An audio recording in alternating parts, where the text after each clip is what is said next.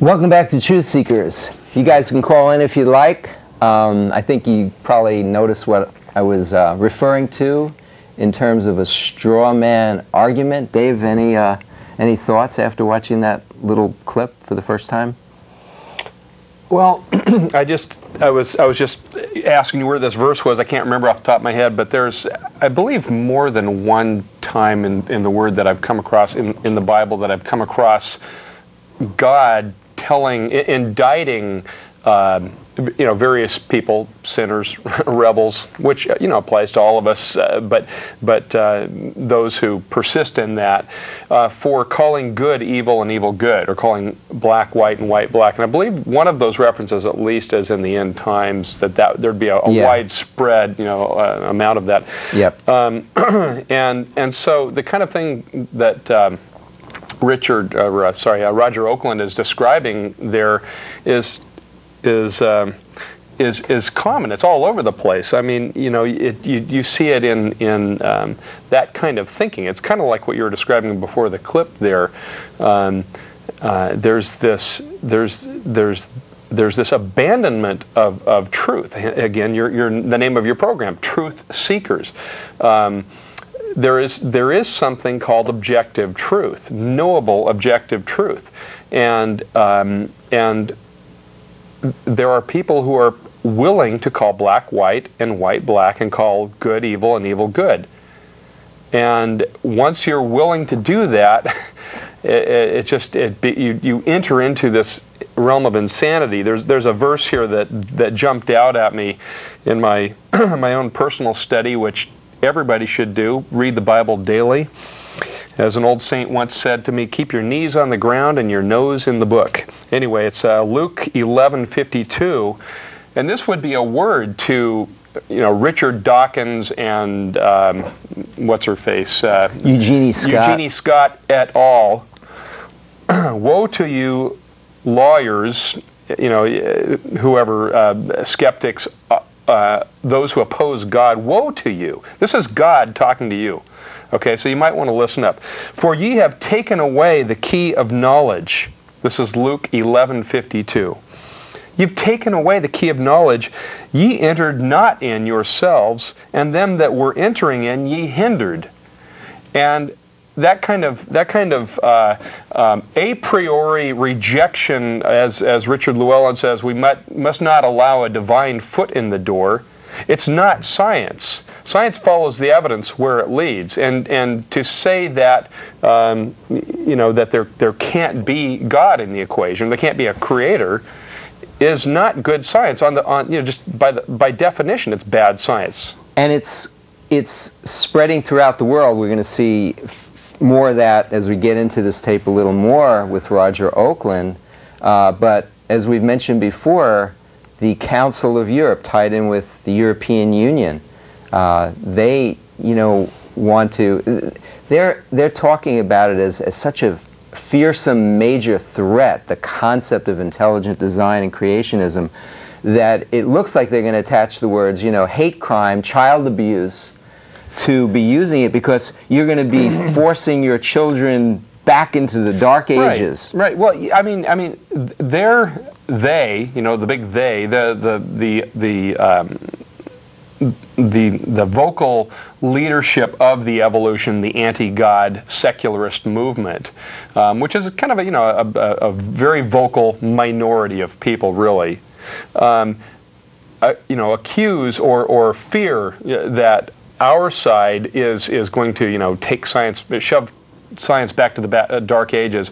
They also accuse us of things like wanting to ram our beliefs down people's throats, or force our religion on people, or whatever. They make these claims in the name of freedom and liberty and freedom of speech and so forth. They're the ones who are actually, the opposite is true. They're like suppressing truth, right, and they're denying freedom. Kind of like a fellow who was interested in talking with you, perhaps having a friendly discussion or a debate.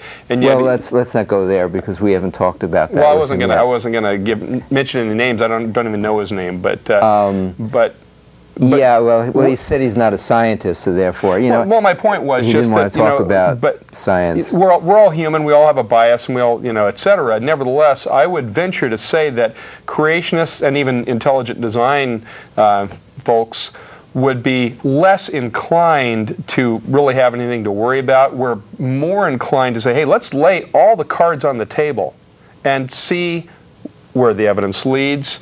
Let's talk about it. Absolutely. Let's talk about all of the icons of evolution. Every single one. Let's talk about them. Let's take a look at it. Let's take a look at the evidence. By the way, let's take a look at the creation science too at the same time. Evolution, this concept of evolution is so important in that, I mean, look at the 20th century, Look at the amount of people that died in World War II. Look at the amount of people, Dave, and you folks, that were killed by communism.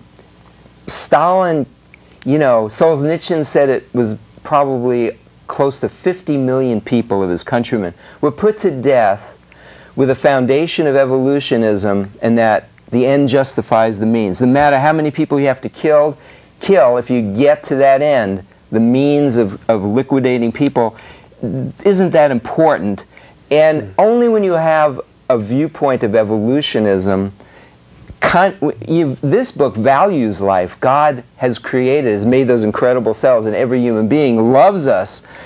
So you devalue life, and look what happened. And then, so that's communism. We'll be right with you, Jennifer. And then you got Nazism, the Aryan race. They put up on there in Ireland, they're saying creationism leads to bigotry. Well, what are they talking about? Look at Nazism, Aryanism, saying we are the highest developed race and we're going to liquidate some of the less developed races. That's not bigotry. That's the opposite of creationism, is evolutionism.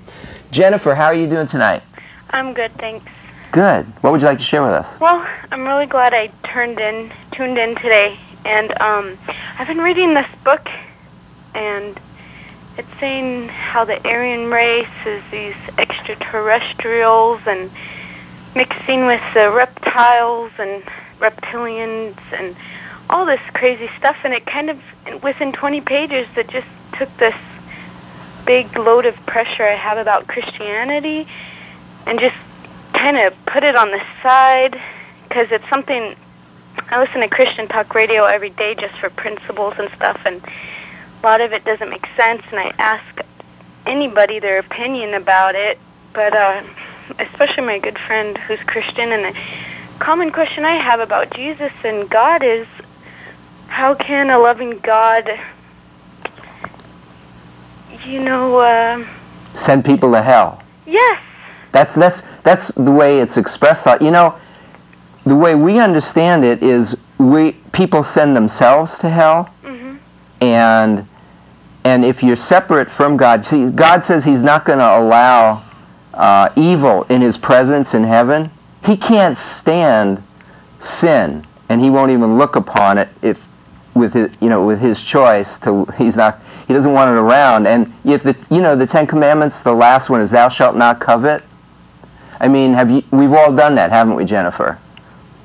I don't know. Coveted, really wanted something that someone else had in our past. I think all of us are guilty of that. We've all said things behind someone else's back. That's called, a false witness, bearing false witness. That's another one of the Ten Commandments. And God's not going to allow any people who've done that. We're guilty, and it's so awful in His eyes, He equates it with murder.